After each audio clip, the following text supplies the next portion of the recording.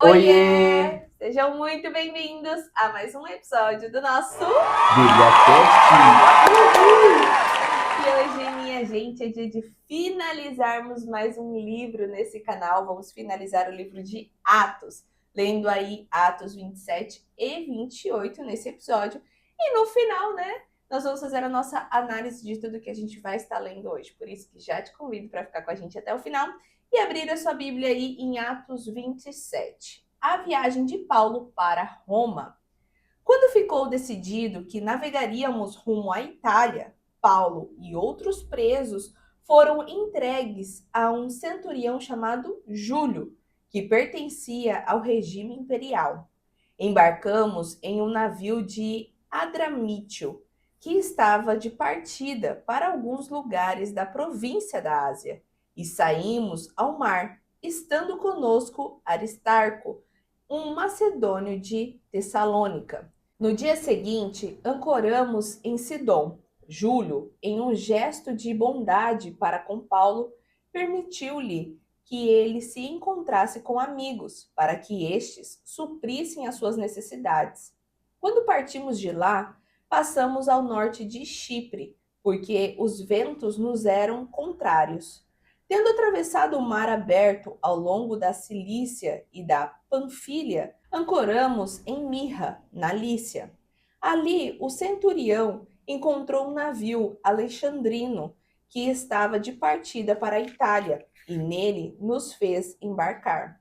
Navegamos vagarosamente por muitos dias e tivemos dificuldade para chegar a Cnido. Não sendo possível prosseguir em nossa rota por causa dos ventos contrários, navegamos ao sul de Creta, defronte de Salmona. Costeamos a ilha com dificuldade e chegamos a um lugar chamado Bons Portos, perto da cidade de Laceia. Tínhamos perdido muito tempo e agora a navegação se tornara perigosa, pois já havia passado o dia da expiação. Por isso, Paulo os advertiu: Senhores, vejo que a nossa viagem será desastrosa e acarretará grande prejuízo para o navio, para a carga e também para a nossa vida. Todavia, o centurião, em vez de ouvir o que Paulo falava, seguiu o conselho do piloto e do dono do navio. Visto que o porto não era próprio para passar o inverno, a maioria decidiu que deveríamos continuar navegando, com a esperança de alcançar Fenice e ali passar o inverno. Este era um porto de Creta, que dava para o sudoeste e para o noroeste.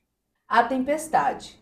Quando começou a soprar suavemente o vento sul, pensaram que haviam obtido o que desejavam. Por isso, levantaram âncora e foram navegando ao longo da costa de Creta.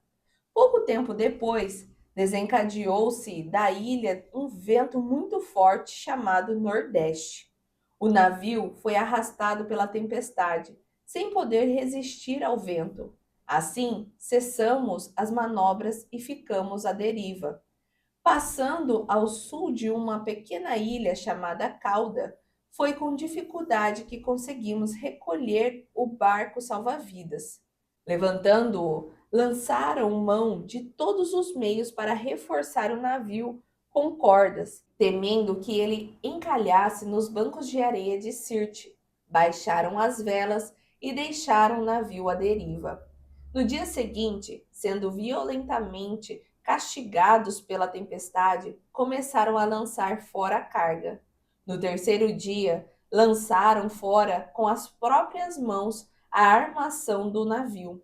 Como passaram muitos dias sem que o sol e as estrelas aparecessem e a tempestade continuava a abater-se sobre nós, finalmente perdemos toda a esperança de nos salvarmos. Visto que os homens tinham passado muito tempo sem comer, Paulo levantou-se diante deles e disse: Os senhores deviam ter aceitado o meu conselho de não partir de Creta, pois assim teriam evitado este dano e prejuízo. Agora, porém, recomendo que tenham coragem, pois nenhum de vocês perderá a vida, somente o navio será destruído. Ontem à noite apareceu-me um anjo de Deus, a quem pertenço e a quem adoro, dizendo-me: Paulo, não tenha medo, é preciso que você compareça diante de César. Deus, por sua graça, deu-lhe a vida de todos os que navegam com você.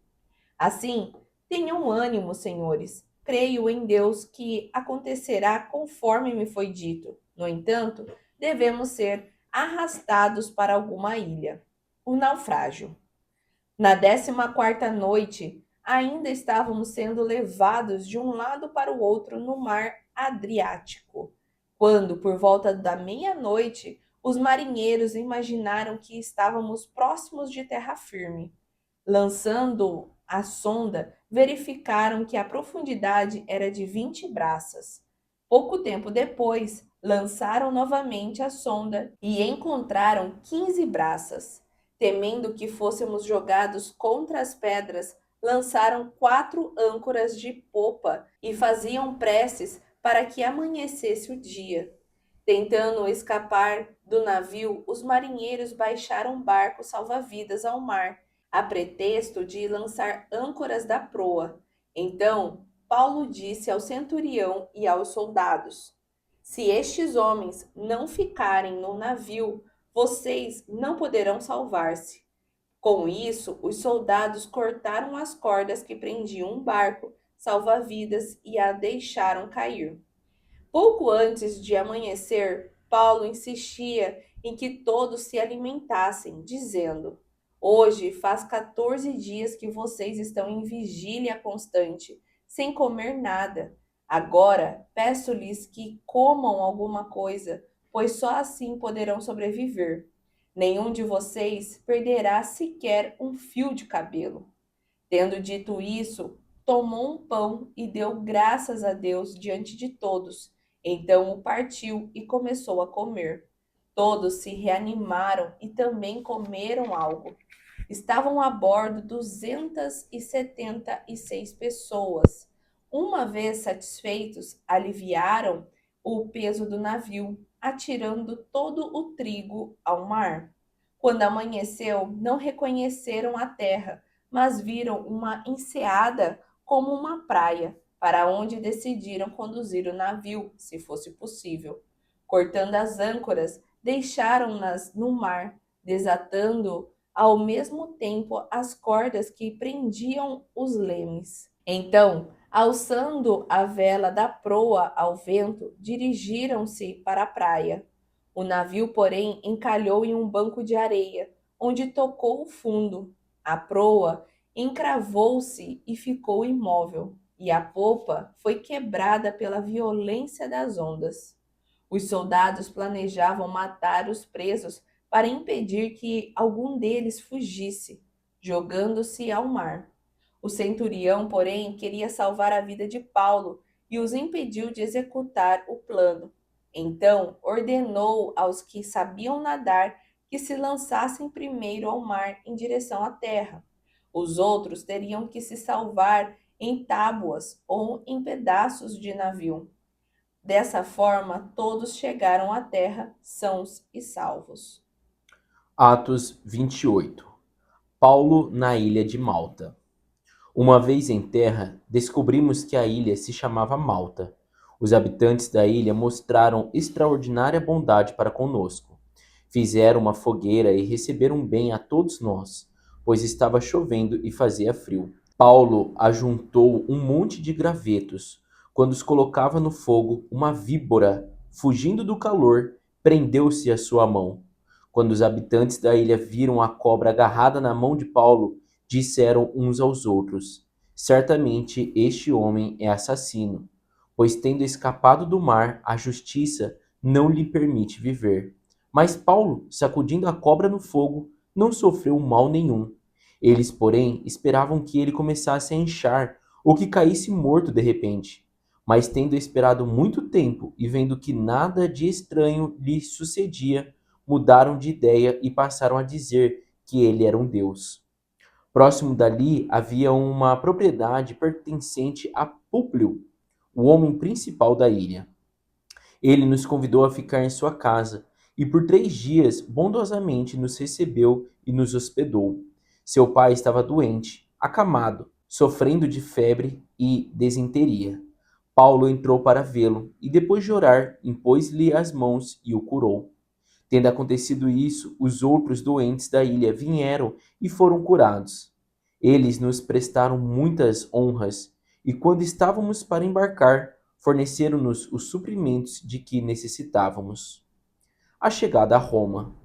Passado 3 meses, embarcamos no navio que tinha passado o inverno na ilha. Era o navio alexandrino, que tinha por emblema os deuses gêmeos Castor e Pólux. Aportando em Siracusa, ficamos ali 3 dias. Dali partimos e chegamos a Régio.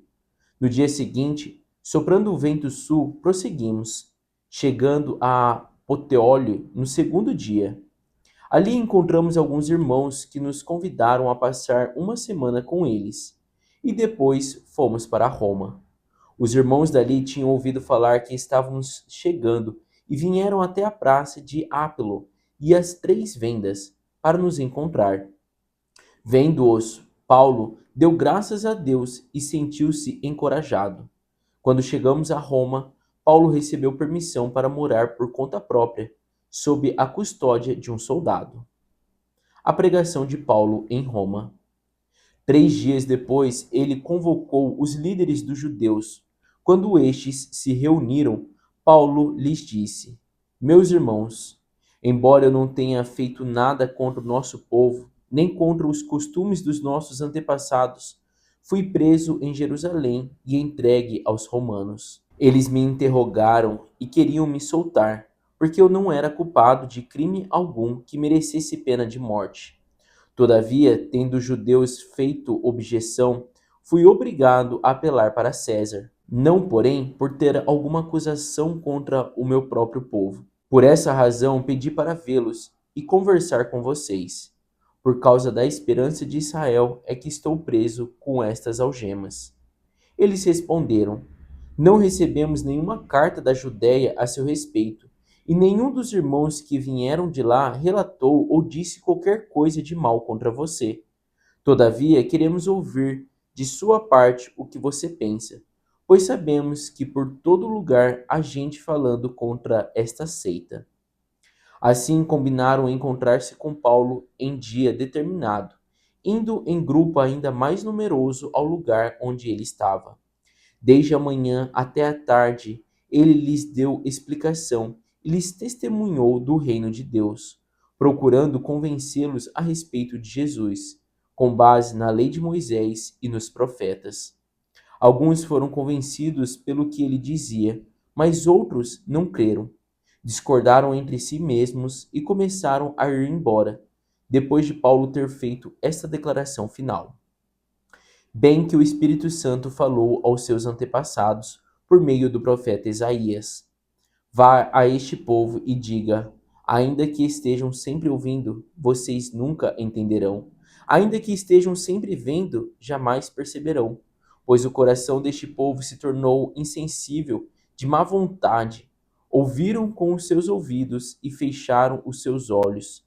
Se assim não fosse, poderiam ver com os olhos, ouvir com os ouvidos, entender com o coração e converter-se, e eu os curaria.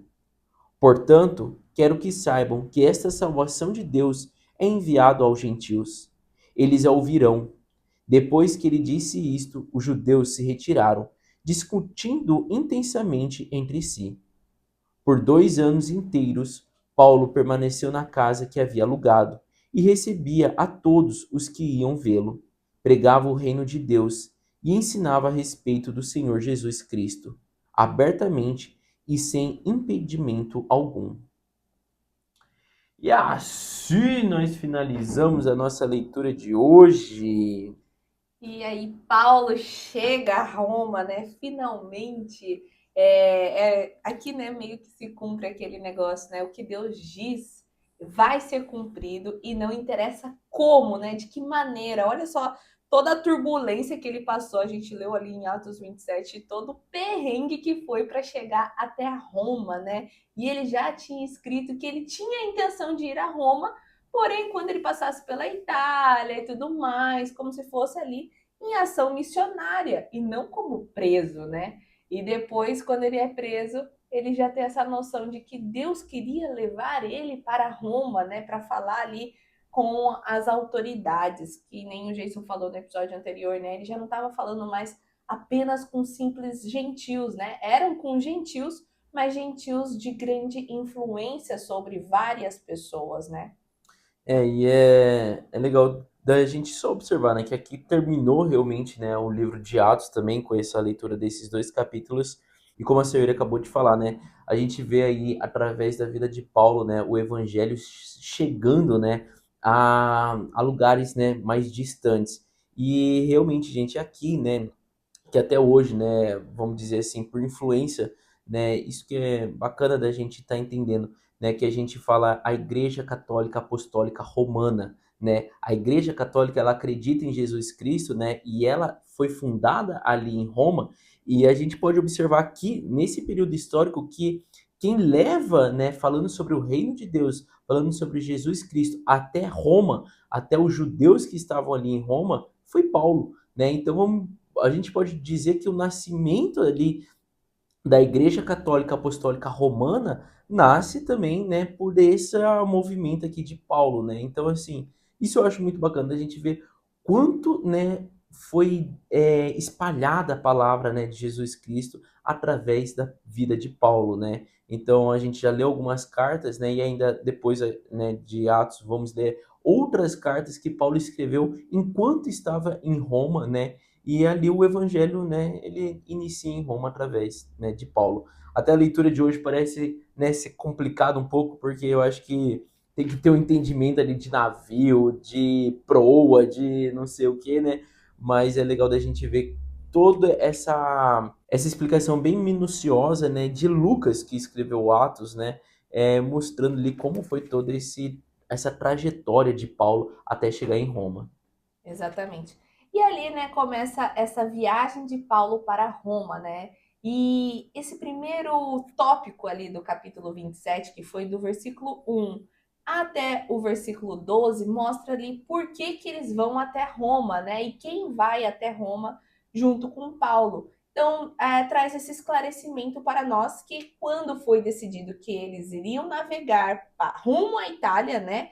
Ali já no versículo 1, Paulo e outros presos foram entregues a um centurião chamado Júlio, que pertencia ao regime imperial. Então era Júlio que estaria levando Paulo e mais outros presos, né? Que no finalzinho do capítulo 27 a gente vê ali a quantidade de pessoas. Não era 5, 10 pessoas, eram 200 e tantas pessoas ali, né, dentro dessa embarcação, né? E aí fala, né, que eles embarcaram no navio de Adramítio, esse versículo 2, tá?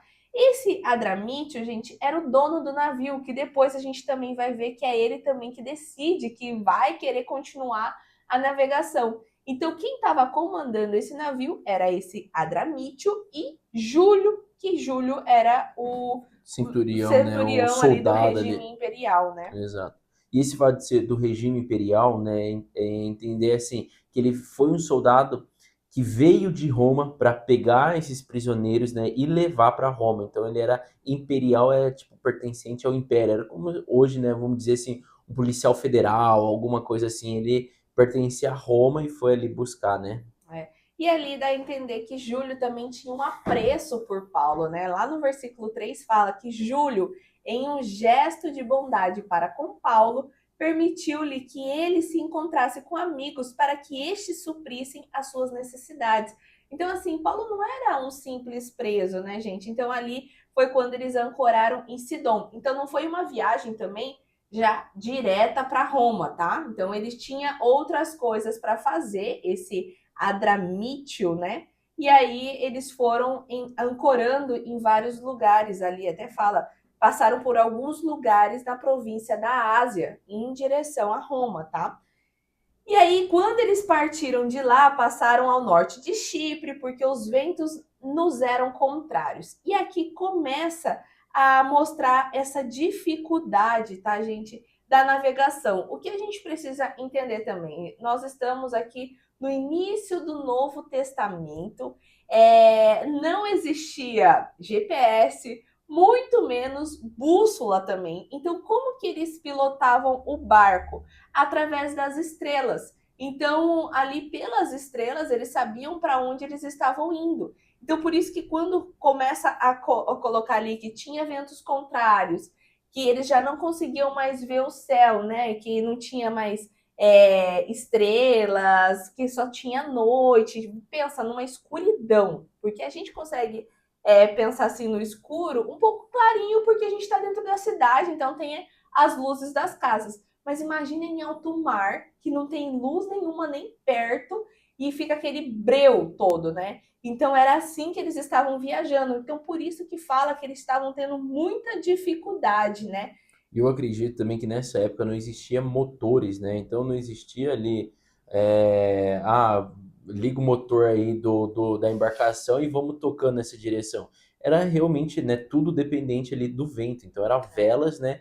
Mas dependia o tempo inteiro dos ventos. É. Então, por isso que fala ali no versículo 9, né? Tínhamos perdido muito tempo e agora a navegação se tornara perigosa, pois já havia passado o dia da expiação. Por isso que Paulo advertiu ali, né?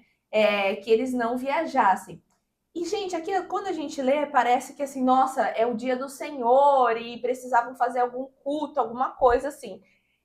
Quando Paulo cita isso, não é referindo especificamente ao rito, tá? Porque até mesmo eles eram gentios, então eles não tinham essa cultura. Ele estava só se referindo que nessa época, né, do dia da expiação, era ali em meados entre setembro e novembro. E essa temporada aí era uma temporada onde tinha muita chuva, muita tempestade e tudo mais. Então, por isso que ele fala: olha, já passou o dia da expiação. Então, provavelmente eles estavam viajando ali no mês de outubro, né? Então, por isso que ele adverte, falando que estaria muito ruim, que não iria ter um tempo bom para navegação, tá? Porque é interessante da gente, né, também saber que a gente está falando do norte do planeta, né? Então, quando o Paulo fala ali, já passou, né, esse período, né, da expiação, até na minha fala assim, passado o jejum, né, que é tipo assim, o período que eles fazem, né? Isso é interessante de saber porque tem os árabes até hoje fazem isso, os judeus ainda fazem isso, eles têm ali alguns meses determinados, né, para cada coisa.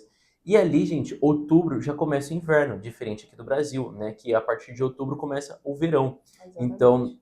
por isso que depois, né, que Paulo fala, olha, vai começar as coisas a ser difícil e tal, e ele depois até fala sobre, mais um pouquinho mais pra frente, né, falando sobre determinado lugar ali, né, que é Lazéia, né, e bons portos, não suportar o período de inverno, porque eles estão começando, vai ser de outubro até março, né, o período de inverno nessa região. E é interessante, né? Porque a gente não mexe com essa parte de navegação, tudo, mas é referente assim, ao porto, né? Poder segurar aquele navio, porque às vezes vai começar a congelar. Então, enfim, envolve algumas coisas aqui, né? Mas por isso que ele estava se referindo, né? Como a senhora falou ali, a um período do ano, né? Ele quer deixar claro quando essas coisas estavam se passando, né? Exatamente. E aí, por não achar que era seguro ele ficar ali em bons portos, né? Eles navegam em direção à Fenície. Mas lógico, né, gente? Eles navegam em direção à Fenície sem saber se eles estão indo realmente em direção à Fenície, porque não tinha como ter essa noção de direção por conta do tempo. E é legal de depois pesquisar, né? Vocês podem pesquisar, ambos ficam na ilha de Creta, né? E Bons Portos é muito pertinho de Fenícia. Era coisa tipo, sei lá, mas sei lá, coisa de 200 quilômetros, gente, para ir de embarcação. Era do lado, né? E era algo que você ia só contornando. Então, na cabeça deles, né, como a senhora falou, era simples de fazer até isso. Só que, né, Paulo já tinha advertido, tipo assim, não vamos, né? Não adianta. Só que por isso que entra nessa discussão ali que trata, né, o versículo 21 por ali, que Paulo fala, olha, vamos ficar aqui. E daí o dono do navio, né, e o piloto fala, não, a gente dá conta, né, é pertinho daqui, a gente só vai contornando, né, e que daí começa todo o alvoroço. Quando eles saem dali, né, de Bons Portos, parece que tá tudo lindo, maravilhoso e de Dá repente, aquela falsa impressão, né? exatamente. E aí, nessa falsa impressão, eles acham que, nossa, Paulo não estava entendendo nada, não sabia de nada de navegação, então vamos tocando, né? E aí é onde começa a acontecer tudo ao contrário, né, gente? Acontece realmente o que Paulo estava falando, né? Que era prejudicial para a carga, para o navio e para a vida deles, né? E ali, durante a tempestade, né, que fala ali do versículo 13 até o versículo 26, eles começam a abrir mão das coisas deles para deixar o barco mais leve e eles tentam até cingir o navio, né? Cingir o navio, que fala ali no versículo 17, é como se fosse assim, tentar reforçar o navio por debaixo com cordas, sabe? Para ele ficar mais resistente. Porque imagina, as ondas, por conta da tempestade, vinham muito fortes. E aí é como se fosse o carro, sabe? Rampa no quebra-mola. Quando ele volta, se ele não tem muito amortecedor, ele bate seco. E isso aconteceria ali com o navio, né? Nessas ondas fortes. Quando ele voltasse, ele ia bater e era perigoso rachar o navio. Então, por isso que eles iam tentar cingir esse navio. E ali vê que tudo estava sendo perdido, né, gente? Eles já tinham jogado fora as cargas deles, jogaram fora, né, até as armações do navio. Então imagina já o estado que eles estavam. Isso fala lá no versículo 19. No terceiro dia, e a gente leu aqui que passou vários dias, só que já no terceiro dia, no início da navegação, eles já lançaram fora com as próprias mãos a armação do navio. E como passaram muitos dias sem que o sol e as estrelas aparecessem, a tempestade continuava a bater sobre eles. E ali eles já começaram o quê? A perder toda a esperança de serem salvos. E aqui é que entra o mover de Paulo, né, gente? Porque aqui é o momento onde ele vai dar o testemunho de fé dele, que ele até fala para os rapazes voltarem a comer, porque eles já estavam há tantos dias ali sem comer, né? E ele fala: olha, os senhores deviam ter aceitado o meu conselho de não partir de Creta, né? Mas aquele negócio agora já foi, já. Eu só tô relembrando vocês. Mas agora, porém, eu recomendo que tenham coragem. Isso lá no versículo 22. Pois nenhum de vocês perderá a vida, somente o navio será destruído, porque eles tinham o propósito ali de chegar até Roma, né, com Paulo. E ali Paulo prega sobre o que o anjo do Senhor falou para ele, né? Mostrando essa esperança, mostrando que ele precisava estar diante de César, né? E que tudo iria sair bem, menos com a embarcação e com tudo mais, né? E aí depois, né, ele fala sobre o naufrágio, que ali ele já estava na 14ª noite, gente. Eles andaram muito, né? Então imagina passar todo esse perrengue em alto mar, com esse mar bravo, né? Então ali ele até fala que os homens, né, os marinheiros imaginaram que estávamos próximos de terra firme. Isso fala lá no versículo 27, finalzinho do 27, que eles estavam ali nesse mar Adriático, que é um mar ali na costa italiana.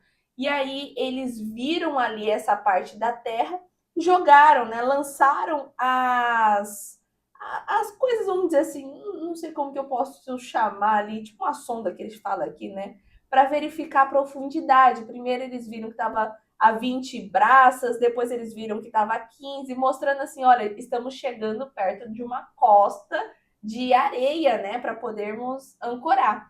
E ali depois eles jogam, né, a âncora e fica, né? A âncora fica, só que logo depois eles naufragam. O que é um naufrago? Que é onde você não consegue mais movimentar o barco. Vamos dizer, o barco entrou num banco de areia e ali ele ficou.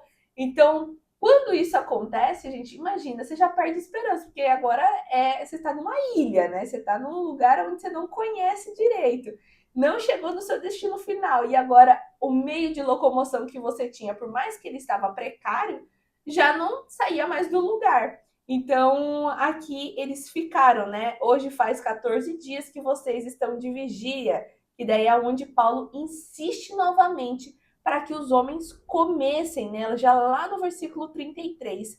Agora peço-lhes que comam alguma coisa, pois só assim poderão sobreviver. Nenhum de vocês perderá sequer um fio de cabelo. Porque depois que eles perderam ali a embarcação deles, eles já tinham perdido toda a esperança realmente, né?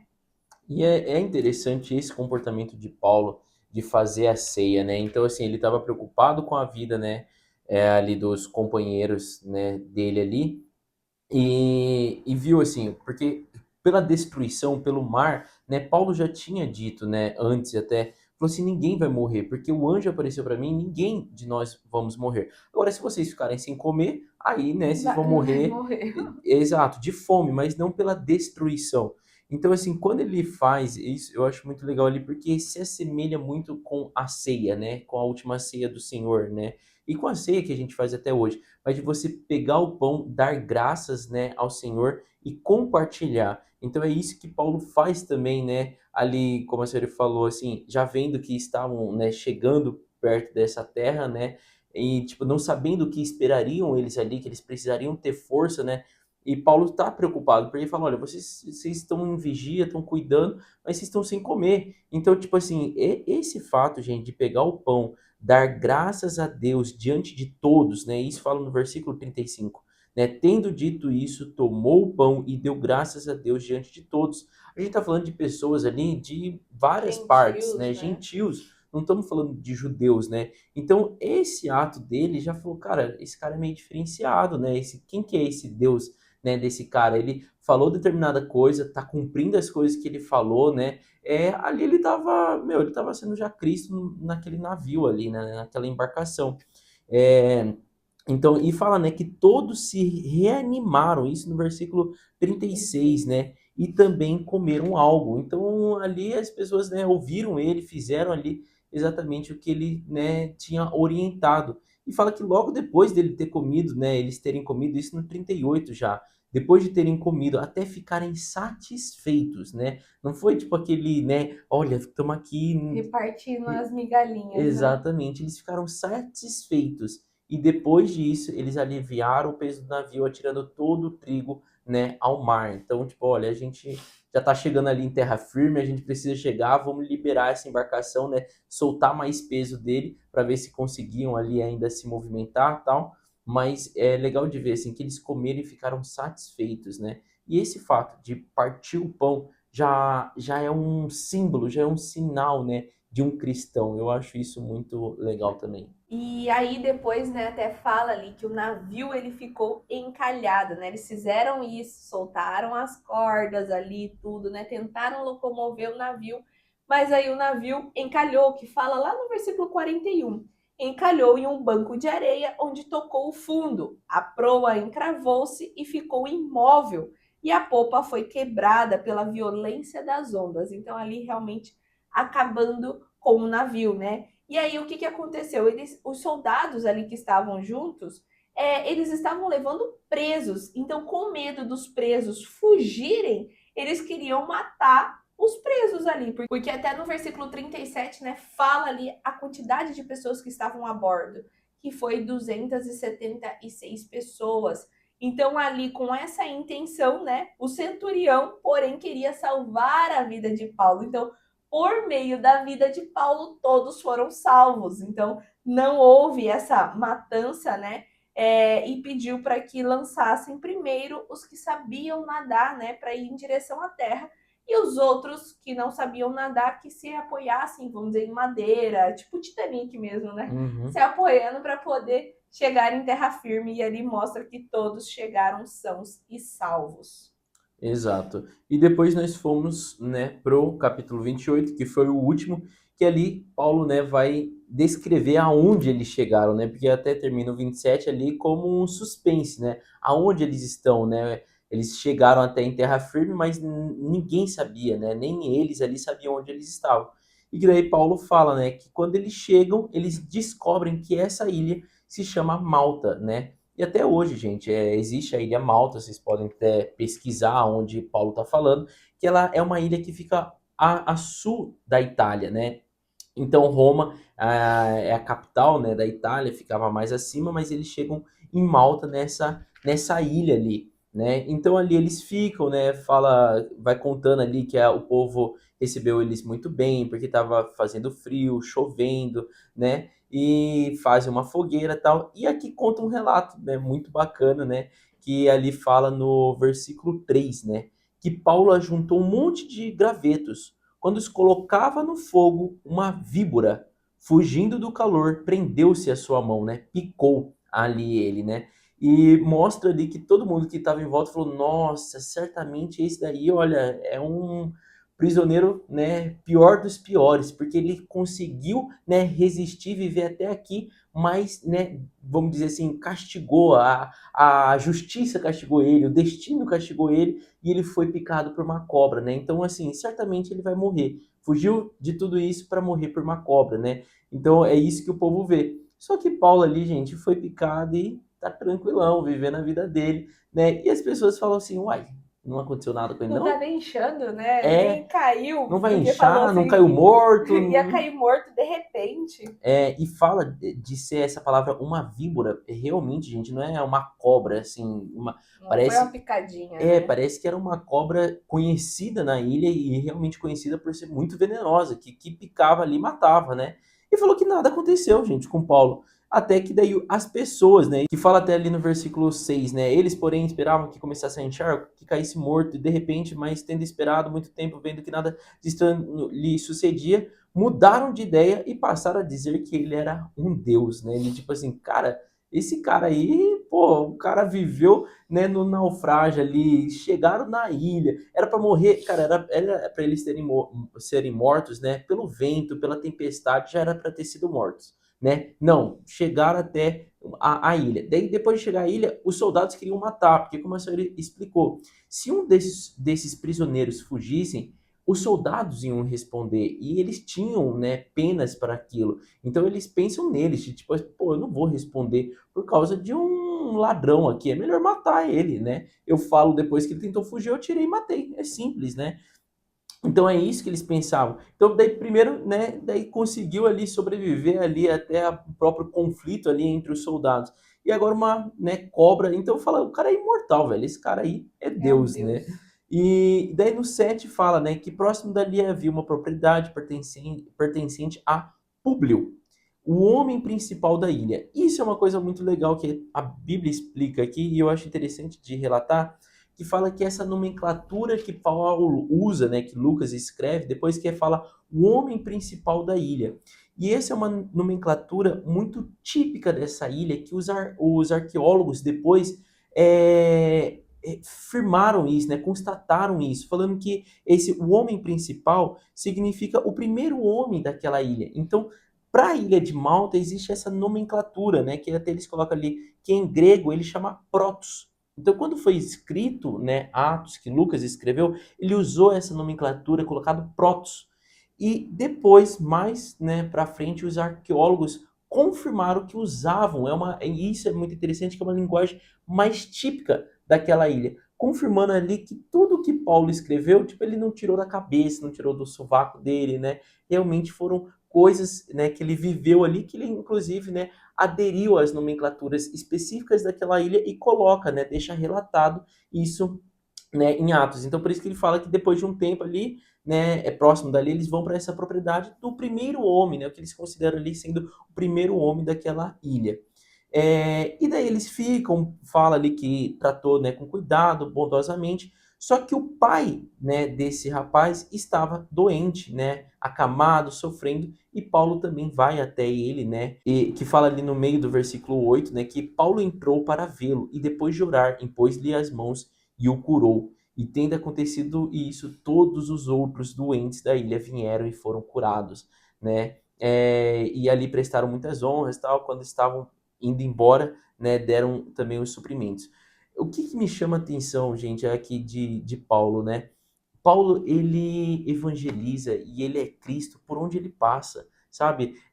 Desde o começo, desde que a gente leu ali em Atos, né, que Paulo vai para Jerusalém e que ele vê essa visão, né, que ele tinha que ir para Roma, ele nunca guardou, sabe, a fé dele para tipo assim, não, eu tenho que chegar em Roma, porque meu destino é Roma e lá em Roma eu vou fazer as coisas. Não, por onde ele ia, por onde ele passava, foi na embarcação, foi no navio, né, foi em Malta, onde ele passava, ele fazia as coisas, ele levava a palavra, ele demonstrava a fé dele, ele curava pessoas, né? Ele foi convertendo o caminho inteiro. Por onde ele estava indo, ele estava convertendo. Então, isso que eu acho muito legal, porque às vezes a gente fala, não, aqui não é meu lugar, né? Aqui eu vou, né, falar sobre a minha fé, ou eu vou, né, ser Cristo na vida de uma pessoa só lá dentro da igreja. No meu dia a dia, né, eu sou ali aquele irmão ali, né? Então, assim, eu vejo isso muito legal, assim, que Paulo deixa como testemunha no convívio dele, né? Nas atitudes dele do dia a dia. E daí no versículo 11 fala que eles chegam, né? Eles estão indo, na verdade, o título ali é A Chegada a Roma. Mas fala ali que passou 3 meses, tá, gente? Isso é interessante de ver que passou esses 3 meses, é provavelmente já mudando. Isso é depois de março, que acaba o inverno, tá? E volta as embarcações se movimentarem pelo mar ali de forma Segura, mais né? segura, exato, com uma maior quantidade de movimento ali também. E fala que apareceu um navio que tinha passado, né, o inverno na ilha, então o navio ficou parado, passou o inverno, começou a movimentar, e é um navio alexandrino.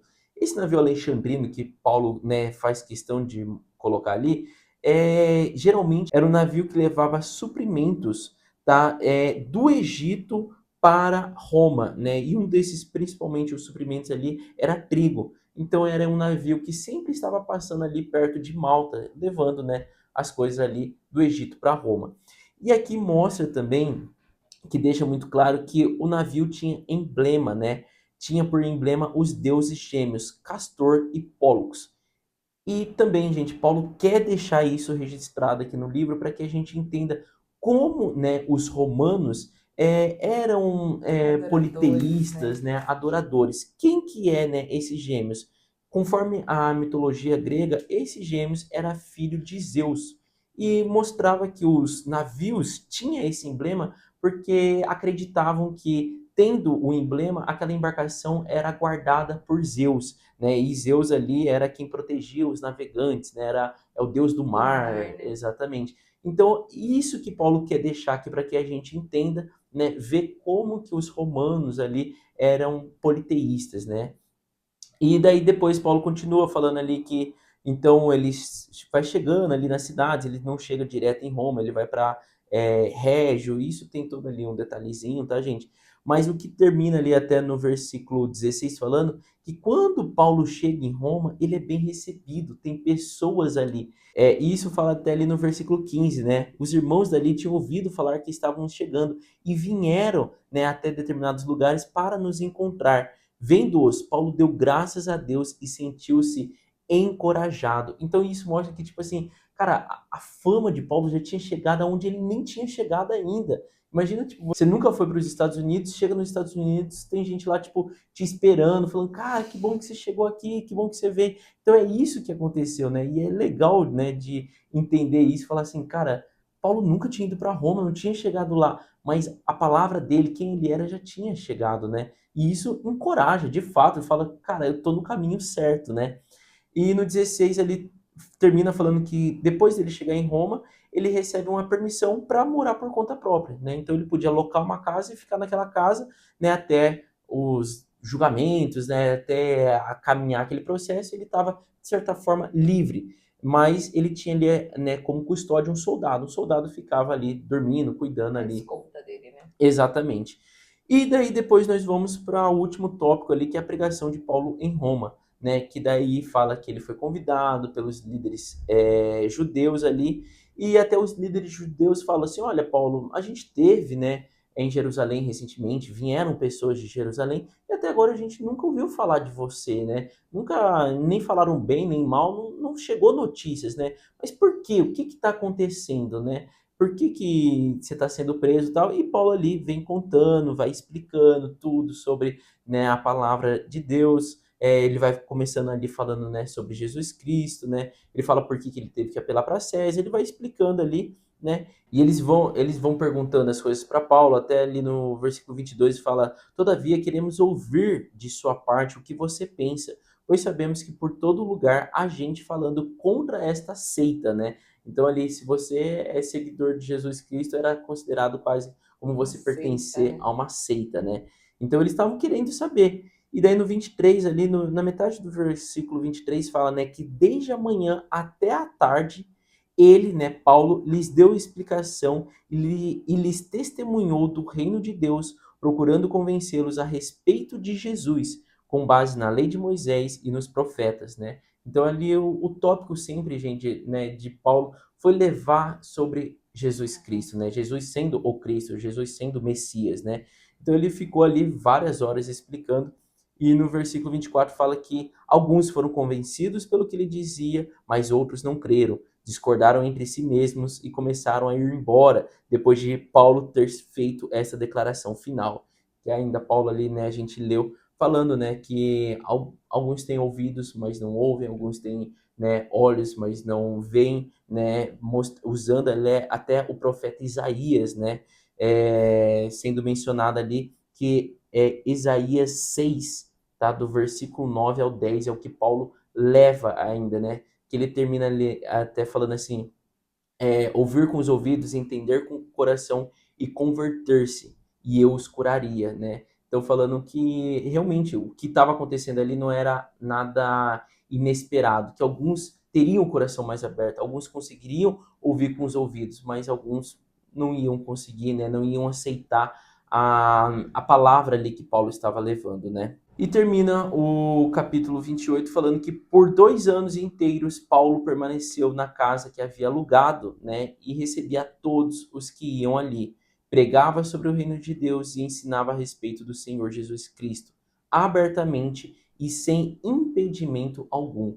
Então isso que também, né, mesmo sendo, né, um lugar politeísta, né, mesmo ali, né, muitas pessoas, né, não sendo ali judeus, mas a gente vê que durante 2 anos Paulo, tipo assim, espalhou, né? Ele, quem ia lá, ele recebia, ele estava pregando, né, sobre o reino de Deus e também, né, o mais importante, a respeito de Jesus Cristo. Exatamente. E acho que é isso que temos para compartilhar com vocês. No próximo episódio vamos começar um livro novo, né, que é o livro de Filipenses. Então já te convido para começar curtindo esse vídeo, se inscrevendo no nosso canal e ativando seu sininho para estar conosco nos próximos episódios. Beijo, Tchau! tchau! Oiê! Parabéns! Você concluiu mais um episódio do nosso Bíblia Cast. Aqui do lado eu já deixei o quê? O nosso canal para você estar se inscrevendo e aqui abaixo o sininho para você já deixar ativado e ser notificado sempre quando a gente lançar o próximo episódio.